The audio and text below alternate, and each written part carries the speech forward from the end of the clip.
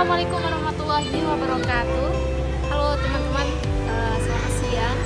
Perkenalkan, saya Cici Handayani dari jurusan Tadris Matematika IAIN Batu Sangkar.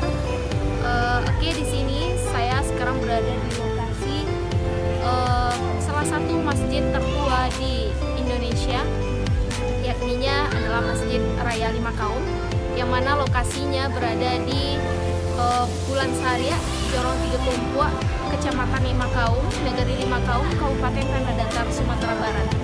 Tahun berdirinya masjid ini tidak diketahui secara jelas, namun diperkirakan berdiri pada tahun 1710. Dan lokasinya berada 20 meter dari Jalan Batu Sangkar ke Padang. Cikal bakal keberadaan masjid ini berawal dari dibangunnya sebuah masjid yang sederhana di Jorong Balai Batu, yang mana saat itu hanya beralaskan batu tanpa atap dan tanpa dinding, yang dalam bahasa Minang disebut dengan baalihkan batu, badindiangkan angin, dan baatoan langit. Kemudian dibangun lagi masjid pengganti pada pertengahan abad ke-17 di Jorong Balai Batu, yang di Jorong Tiga Tumpuak, yang pada saat itu juga dibikin sederhana, namun tidak lama karena kapasitasnya tidak memungkinkan. Kemudian masyarakat berinisiatif untuk membangun sebuah masjid di atas pagoda, yang pada saat itu masyarakatnya pada banyak masuk Islam. Kemudian didirikanlah masjid di atas pagoda, yang mana pada saat ini disebut dengan Masjid Raya Lima Kaum yang ada di belakang. Kemudian pembangunan masjid ini didirikan secara bersama atau secara gotong royong oleh masyarakat setempat.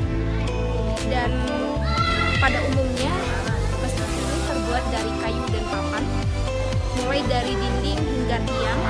Sementara atapnya yang semula dari ijuk sekarang sudah diganti dengan seng.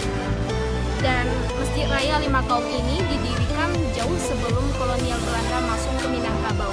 Jadi tidak ada arsitekturnya mengandung pengaruh Barat atau Belanda.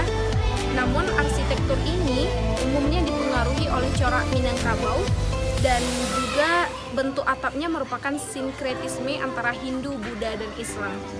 Atap masjid ini dibuat berunda-runda, itu ada 5 tingkat.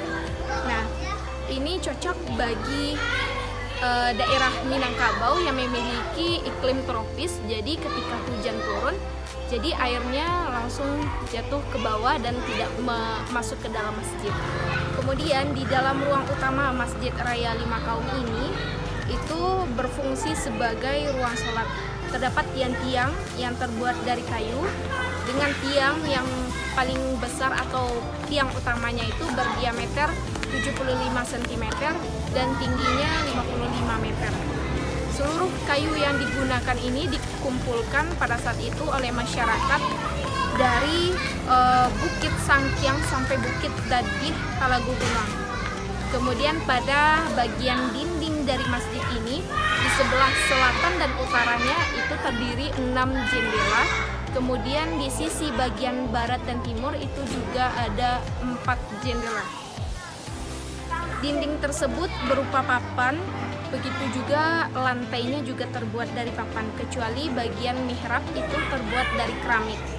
Di bagian timur selatan ruang utama dari masjid ini itu ada sebuah beduk, yang mana disebut di bahasa Minang itu adalah tabuah, yang mana itu berfungsi untuk menandakan nanti dipukul sebagai penanda datangnya waktu sholat.